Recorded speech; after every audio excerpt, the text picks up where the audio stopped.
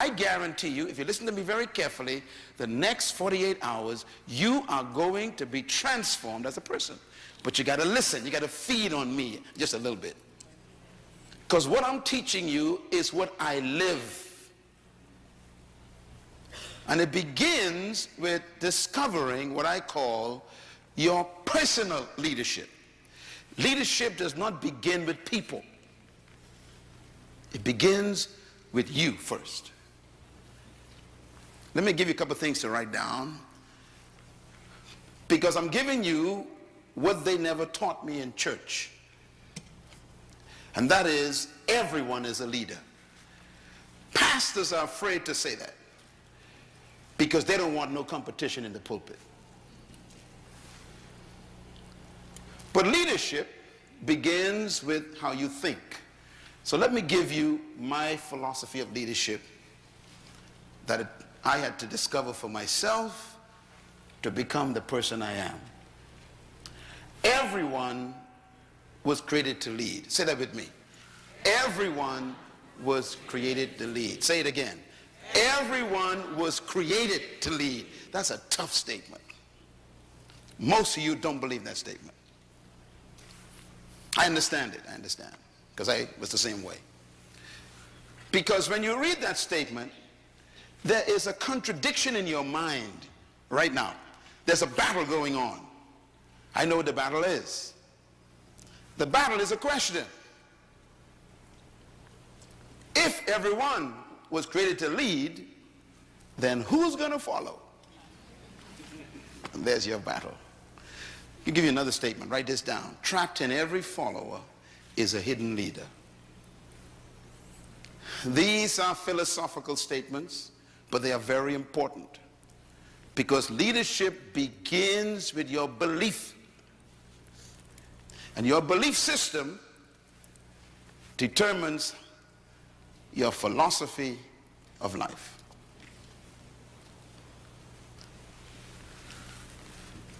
If every follower is a leader, then the question becomes a problem again.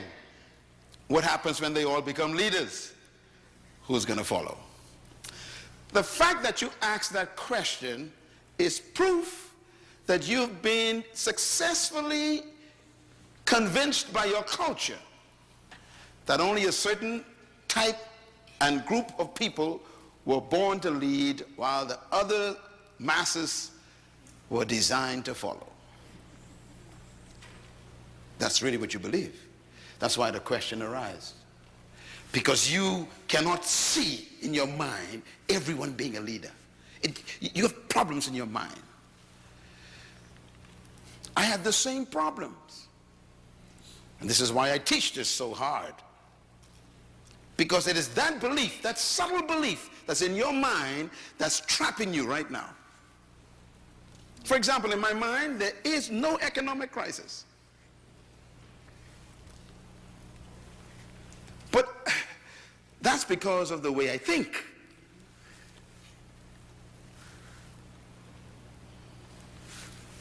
So your thinking is your life. I'll give you another statement to write down. You were created to lead and designed to dominate. Say that with me. I was created to lead and designed to dominate. Now the words are very powerful. You don't evolve into a leader. You were created to be one. The manufacturer actually had leadership in mind when he created you. But look at what they've done to you. They've made you an employee. And they told you where you can be employed and where you cannot be employed. And then they restrict how far you can rise in that employment. That's right. What have they done to you? It's because nobody has challenged the system. This philosophy is not new that I'm teaching. It's as old as God. Write this statement down, please. True leadership is self-discovery.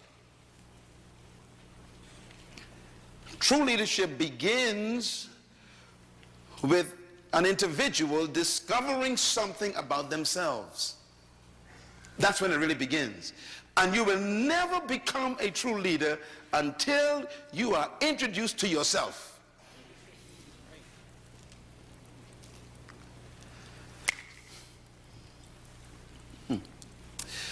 You know, if you were to study the leaders of history who really changed the world, beginning with people like Moses maybe, you know, here Moses is on a job. He's employed by his father-in-law. Employment. So he thinks he's a shepherd. You know, that's what I do. That's my job. And then he meets his manufacturer. The manufacturer says to him, you are the deliverer and the leader of 1 million people. You are also an author of the first 5 books of the Bible. You are the leader of a labor force. You are a lawgiver for all the nations of the world. They're going to steal your laws and use them. His answer, you must be talking to somebody else. You see, when you meet yourself, you are always afraid.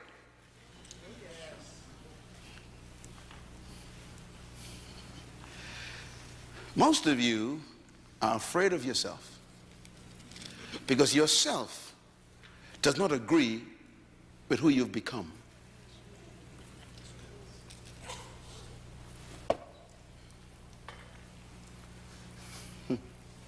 You think you are a shepherd, a manager, a supervisor,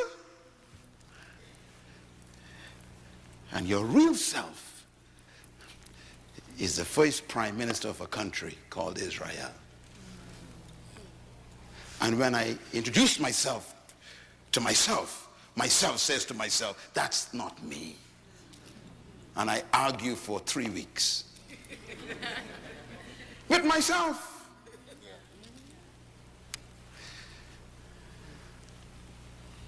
Gideon. Remember Gideon? Hiding under the floor, trembling in fear from the enemy outside. And then the manufacturer shows up. Good evening, Gideon. Do you know who you are? You are a mighty man of valor. Gideon says, who you talking to? You see, when you meet yourself, you can't believe yourself. And we are so corrupted by our culture, we actually argue with ourselves with good arguments. Gideon says, I was born in the wrong family, born in the wrong clan, born on the different side of the track. Are you crazy? People like us don't be valors. We ain't mighty warriors. We are cowards. And the manufacturer says, you are a mighty man of valor.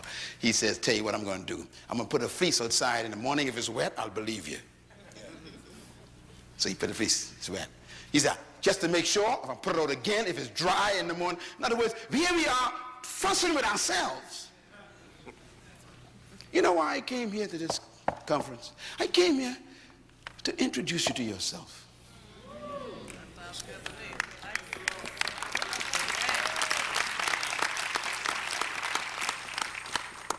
What you are doing is embarrassing to God. What you are proud of, he's ashamed of. What you've settled for is a shock to heaven. I know what I'm talking about. I was there. You got to discover something. And that's where leadership begins. It begins with self-discovery. I want you to take a look at this slide. This is a car. You ever seen a car like that before? That's a car. 40,000 parts or more make up a car. That's a car, taken apart. Now, I show you that for a reason. I want to ask you a question. Here's the question. Which part of this car is the most important part of the car? You look at the engine of the car. What is the most important part of the engine? I mean, these questions are important. 40,000 parts. Which part is the most important? Your car in the parking lot has a great engine in it. Beautiful parts. But the question is, which part is the most important? Now, I'm going to show you two parts here. The battery is the big boy. So if I was to ask you which is the most important part of your engine, you would probably say the battery, because the battery has all the power. Powerful. You know, we like powerful people, don't we? Power. Hallelujah, power. You know, we like power. So we go for the power. We say the battery is the most important person in the car, because the battery has the power to get things started. Well, I disagree.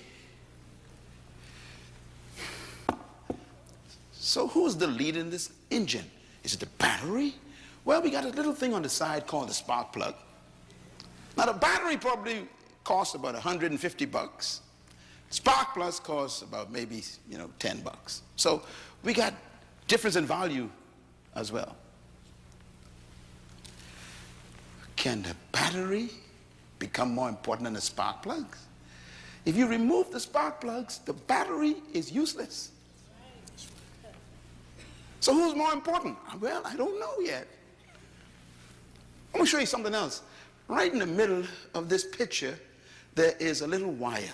Right in the middle, in the background. See a little wire? It's called a terminal wire.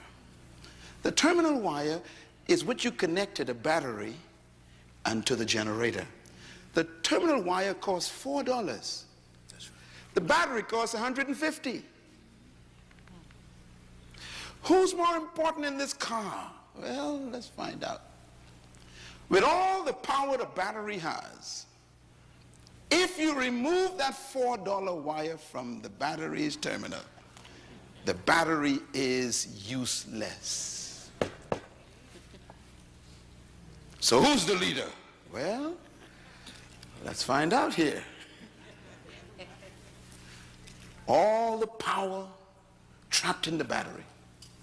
The battery is useless to the car without a $4 wire.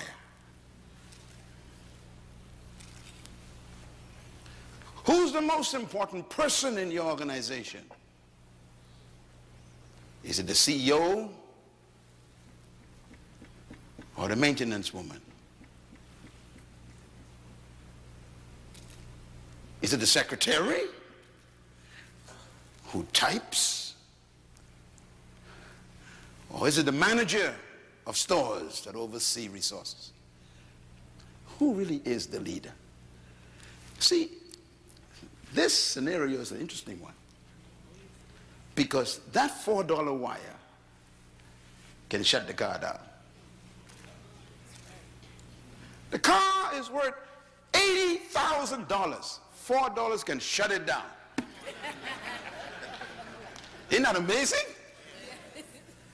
Now the problem is, this little terminal wire has to connect to the battery and to the generator. And all it does is a function called transfer.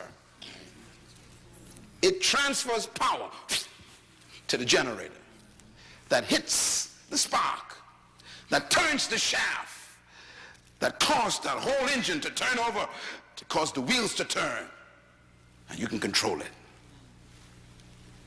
Transfer. The only problem is the terminal wire has no power. It's just a transfer function. That's good. The only problem with the battery is it cannot transfer. It has all the power. The only problem with the spark plug is it ain't got no power and can't transfer, but it can produce fire. So who's the leader in this whole situation? No one and everyone. That's the answer. Here's the answer. Everyone is a leader in their area of functioning.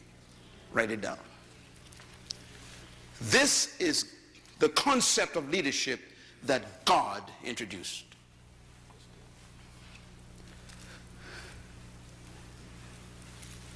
Every part of the car is a leader in its area of functioning. So we have to respect each part.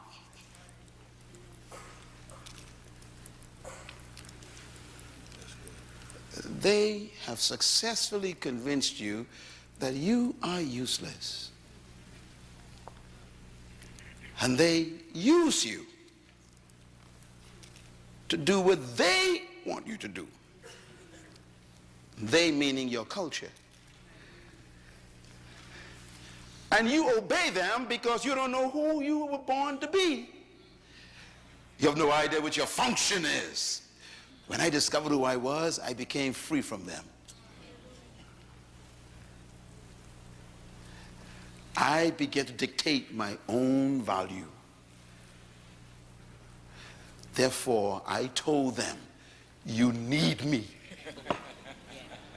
Come on, say it. You need me. Say it like you feel it. You need me. See, you become a leader when you discover that one discovery. They need me. The world needs me. Say it. The world needs me. Say it loud. The world needs. I want you to say it with a revelation. Come on, say it. The world needs me. Let me tell you something. If you discover that, you become dangerous. You are not an accident. You are an assignment. That's good.